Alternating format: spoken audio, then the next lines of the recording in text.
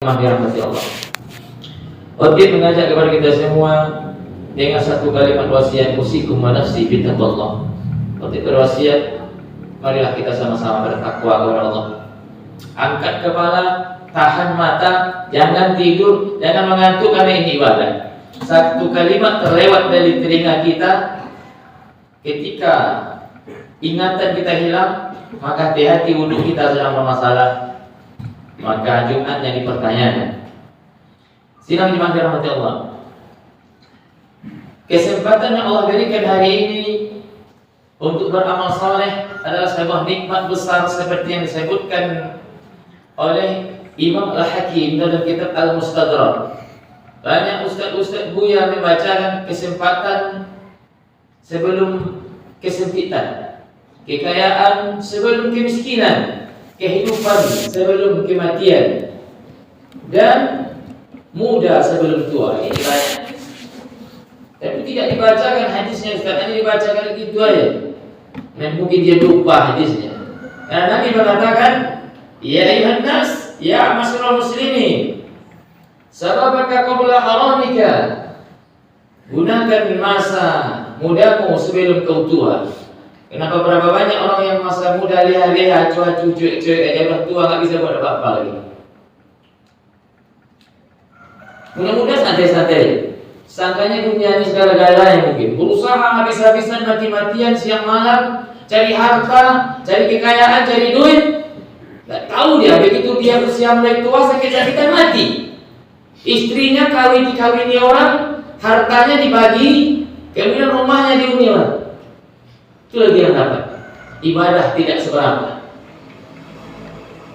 Harta yang kita cari susah payah pontang-panting selama ini orang yang menduduki. Istri kita tinggalkan, dinikahi sama orang.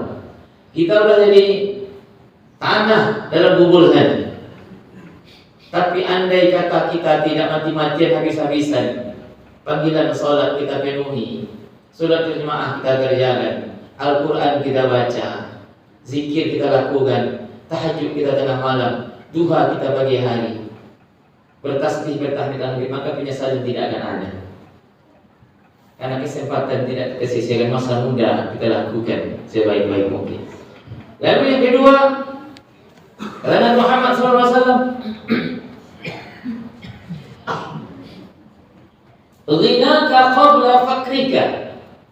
Ketika masa lapangmu, ketika masa kayamu sebelum kau miskin.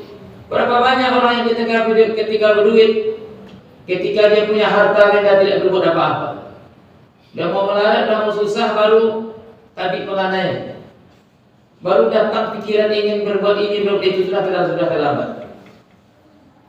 Berapa banyak orang yang dulu dia punya segala-galanya, tapi karena amanah Allah yang telah diberikan kepada dijahil-jahilkan, maka melarat ujung-ujungnya. Dan sebagian dari mereka itu adalah mereka yang tidak kenal dengan agama. Lalu kata Nabi Muhammad SAW yang ketiga, ghinaka qabla fakrika. Orang-orang yang memiliki kesempatan sebelum datang kesempitan. Kesempatan itu lapang, banyak untuknya, bisa berbuat ini, berbuat itu. Dulu punya jabatan, sekian lama memancing, sekian lama menjabat, tapi tidak ada dibuat apa-apa untuk agama ini. Yang dibuat hanya untuk dunia ini. Maka kata Nabi Muhammad, penyesalan itu pasti akan datang. Karena Allah katakan dalam Al-Quran, in tansurullaha yansurkum wa yutsabbit aqdamakum. Tolonglah agama Allah. Jadi apapun kita, ketika kita punya kekayaan, gunakan kekayaan itu untuk agama ini. Apa yang bisa kita bantu? Apa yang bisa buat? Ketika kita punya pangkat dan jabatan, gunakan pangkat dan jabatan itu. Apa yang bisa kita lakukan untuk agama Allah? Ketika kita punya segenggam kekuasaan, gunakan segenggam kekuasaan itu untuk berbuat menghidupkan agama Allah. Maka orang-orang yang punya segala-galanya tapi tidak berbuat agama, maka penyesalan itu pasti akan datang seketika nanti. Lalu kata Nabi Muhammad SAW, hayatuka qabla mautik. Hidupmu sebelum datang matimu. Maka berapa banyak orang hidupnya hampa, kosong, haba'an mansura, kosong, berterbangan bagaikan debu yang tidak bisa dipegang, apa yang dibawa mati. sudah putih rambut di kepala, sudah berkerut kulit di badan. Santai saja hidup ini, kayak tidak ada harapan dan tujuan. Disangkanya mungkin dunia ini habis sampai di sini saja. Maka sidang lima dirahmati Allah, untang panting berusaha pagi, siang, sore sampai malam, habis-habisan. Tidakkah dia sadar bahwa besok ketika malaikat maut datang, yang akan ditanya itu tidaklah berapa banyak kekayaan, tidaklah akan ditanya apa pangkat dan jabatan, tapi akan ditanya tentang agama Allah ini. Itulah yang khatib baca di dalam muqaddimah tadi. Ya ayyuhallazina amanu, hai orang-orang yang beriman, la takhunullaha war rasul. Jangan kamu ingkari Allah dan Rasul. Kenapa kata ingkari Allah? Karena di saat kita berada di rahim ibu, kita telah berjanji dan kita telah bersumpah, alastu bi rabbikum? Qalu bala syahidna. Apakah kamu berjanji, bersaksi aku Tuhan dan engkau akan melaksanakan perintah dan laranganku? Qalu bala syahidna, ya kami bersaksi dan berjanji ya Allah. Janji itu diingkari. Maka orang ingkar janji itulah dalam masalah agama disebut dengan munafik.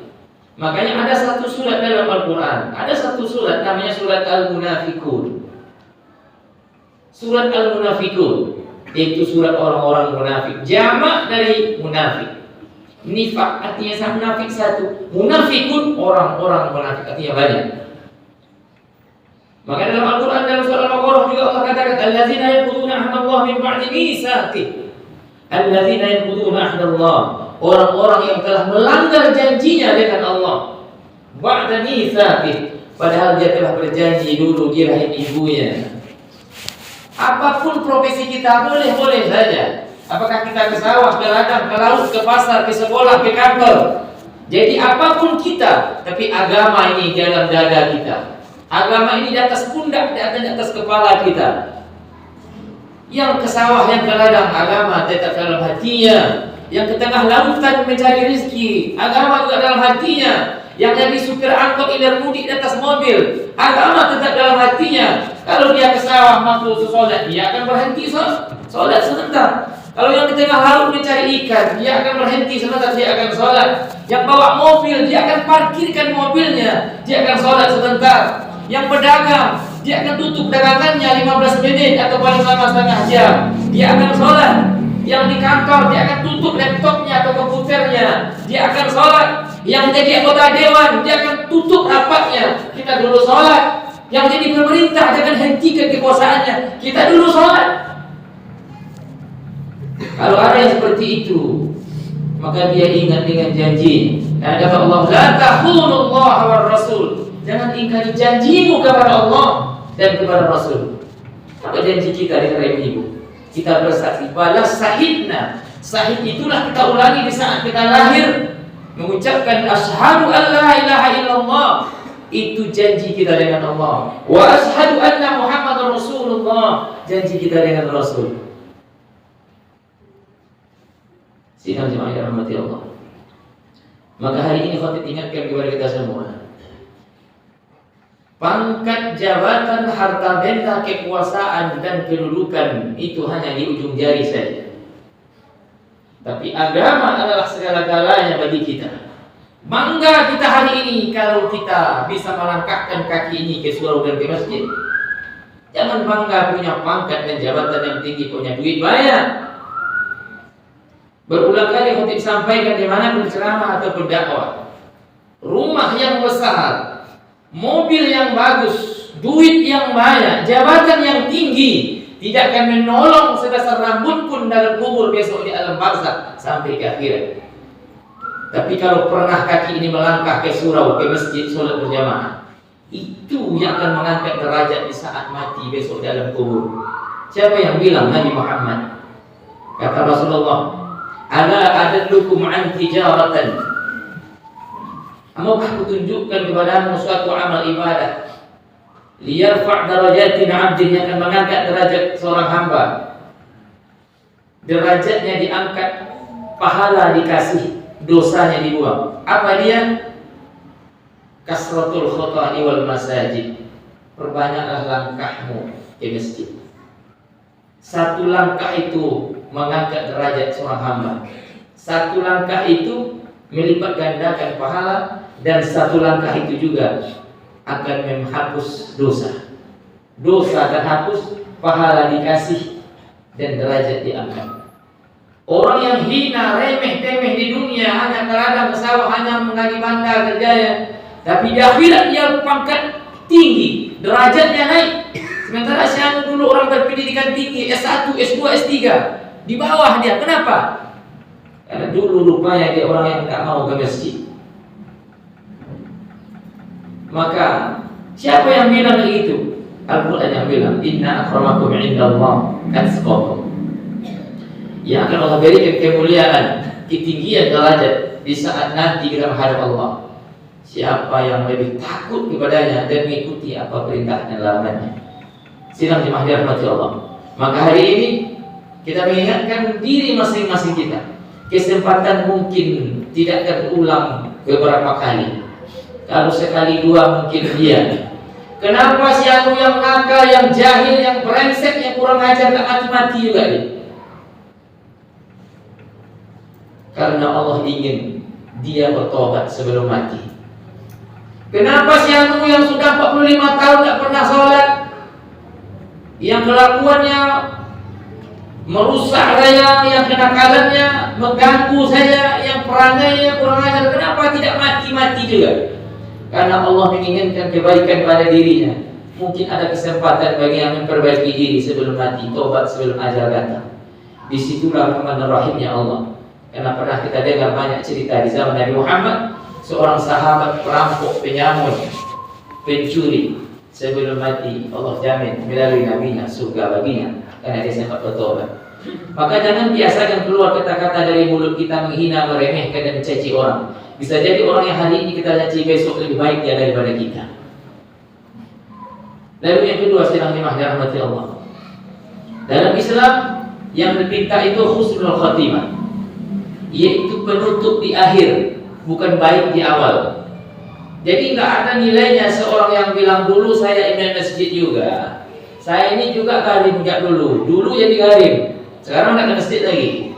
Dulu saya ini bila juga saya ini, dulu kalau sempat mati hari ini gimana? Karena yang dilihat itu bukan di awal tapi di akhir.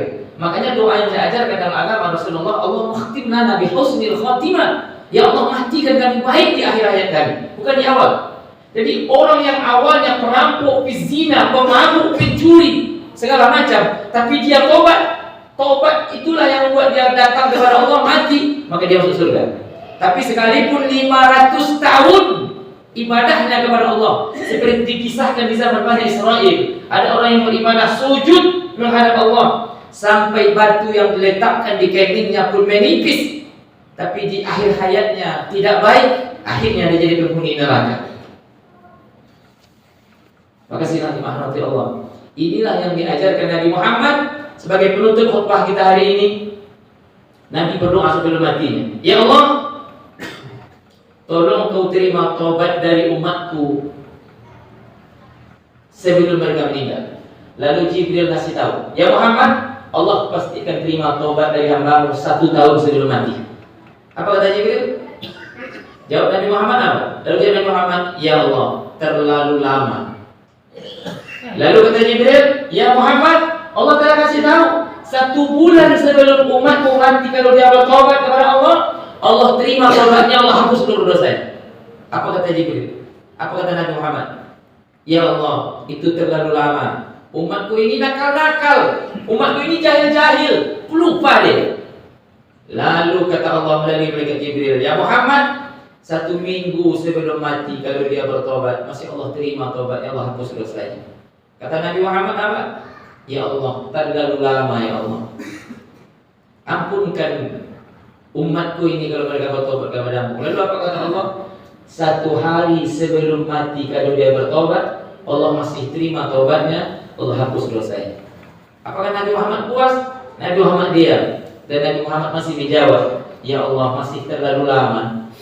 Lalu kata Allah melalui malaikat Jibril, sesaat sebelum mati, 2 syaratnya. Pertama, sebelum matahari terbit di sebelah barat. Yang kedua, sebelum roh lam yughardir fi nafsika, sebelum roh sampai di tenggorokan, kalau sesempat bertobat masih Allah terima tobatnya. Disitulah beruntungnya kita ini sebagai umat Nabi Muhammad untuk memperbaiki diri. Tidak ada kata-kata terlambat. Jadilah kita orang baik dalam Islam, bukan orang baik dalam pandangan manusia. Karena banyak orang yang dianggap baik. Si anu itu pemurah, si anu itu dermawan, si anu itu macam-macam. Bukan itu yang dicari, karena yang dinilai bukan manusia, tapi yang paling penting kita baik dalam pandangan Allah. Semoga Allah jadikan kita termasuk orang beruntung, orang yang mengikuti, menaati janji kita di alam rahim ibu kita, dan kita bersaksi la ilaha illallah Muhammad Rasulullah ketika berada di dunia. Dilahirkan kita dengan syahadat. Semoga Allah tutup dengan lidah kita dengan mengucapkan juga kalimat syahadat. Fa'tabiru ya ulil absar la'allakum turhamun.